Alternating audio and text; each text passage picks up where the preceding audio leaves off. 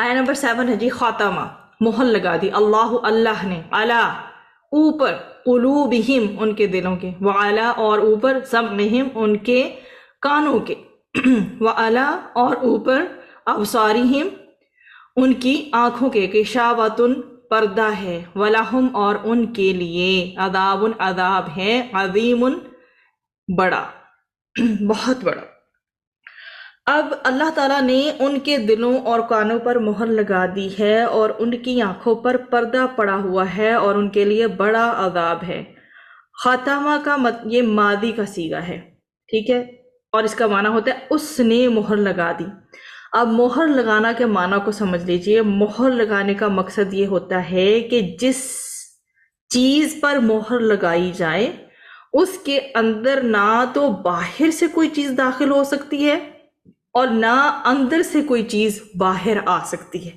Cell, جیسے کہ نبی کریم صلی اللہ علیہ وسلم کو ہم خاتم النبیین کہتے ہیں، وہ آخری نبی ہیں، اب نبوت کا سلسلہ اینڈ ہو گیا، اب کوئی اور نبی نہیں آئے گا۔ اس طرح سے آپ کو یہ مثال اچھے سے یاد رہے گی ذہن میں۔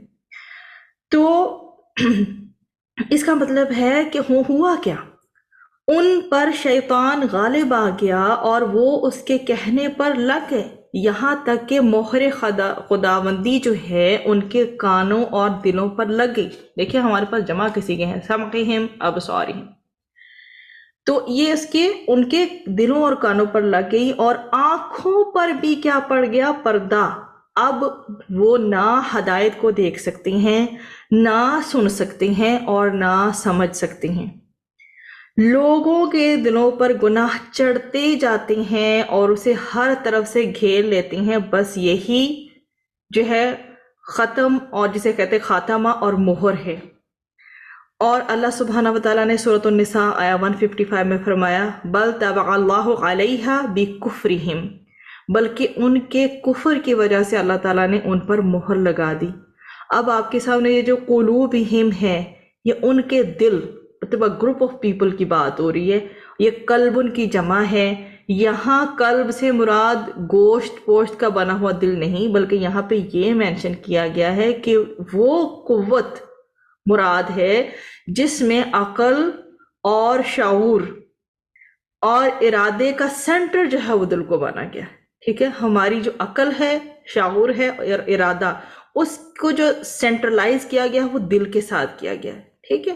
تو یہ مرکز ہے دل ہمارا، جو چیزیں ہم نے عقل کے ساتھ، شعور کے ساتھ اور ارادے کے ساتھ کرنی ہوتی ہیں ان کا مرکز دل ہوتا ہے۔ سمعہم ان کے کان۔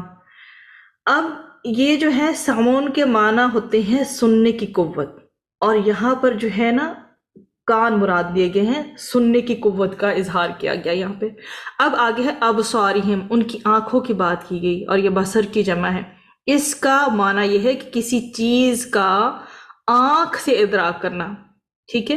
اور یہاں سے مراد، یہاں اس پہ مراد جو لیا گیا ہے وہ دیکھنے کی قوت کو لیا گیا ہے۔ اب آگے غشاوۃ آ جاتا ہے ہمارے پاس، یہ وہ پردہ ہوتا ہے اس طرح سے ڈھک دینا، اس طرح کا پردہ غشاوۃ اس چیز کو کہتے ہیں جو کسی چیز پر حاوی ہو کر اسے سب طرف سے ڈھانک لیتی ہے۔ تو اس میں جو ہے بتایا گیا کہ مہر اور پردہ، سچ مچ کی مہر اور پردہ مراد نہیں ہے جیسے کہ ہم یہ اپنے کہتے ہیں جی یہ پردے ہمارے گھروں میں لگے ہوتے ہیں، یا جو سٹیمپس ہم لگاتے ہیں ہمارے ڈاکیومنٹس پہ، وہ نہیں۔ اس کا اسلوب سمجھیے، اس سے مراد تو وہ سیاہی ہے جو گناہوں کے ارتکاب سے گناہ گاروں کے دل پر آ جاتی ہے، اور جس سے ان میں حق کو قبول کرنے کی صلاحیت باقی نہیں رہتی، اس لیے وہ کفر اور گناہ کے کاموں کی طرف خوشی سے دوڑتے ہیں۔ آپ نے دیکھا ہے نا کہ ایک جو آگے بھی انشاءاللہ اس کا تذکرہ آئے گا، ایک جو گناہ ہے وہ دوسرے گناہ کا راستہ آسان کرتا ہے۔ جیسے آپ کہتے ہیں نا، آپ ایک نیکی کرتے ہیں، آپ کا تزکیہ ہوتا ہے اور آپ مزید حسنات کرنے کے قابل ہو جاتے ہیں۔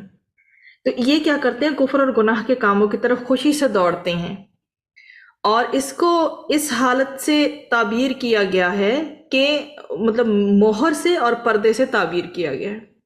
اس میں حضرت ابو ہریرہ رضی اللہ عنہ کی ہمیں روایت ملتی ہے کہ نبی کریم صلی اللہ علیہ وسلم نے فرمایا کہ جب مومن کوئی گناہ کرتا ہے تو اس کے دل میں ایک چھوٹا سا سیاہ نقطہ پیدا ہو جاتا ہے، پھر اگر اس نے توبہ کر لی اور آئندہ گناہ کرنے سے باز رہا اور استغفار کرتا رہا تو اس کے دل سے وہ سیاہ نقطہ صاف کر دیا جاتا ہے۔ بس یہ وہی زنگ ہے جس کا ذکر اللہ سبحانہ وتعالیٰ نے اپنی کتاب قرآن کریم میں فرمایا ہے۔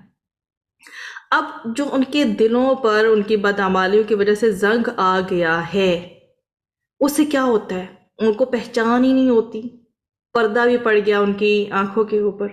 تو یہ مہر اللہ تعالیٰ کی جانب سے ان کی اس قدر جو دیدہ دلیری ہے نا، اور کھلا جو نافرمانی ہے، ان سب کو کرنے کی سزا تھی۔ اللہ تعالیٰ نے ان کے دلوں اور کانوں پر مہر لگا کر ان کو ہمیشہ کے لیے ہدایت سے محروم کر دیا۔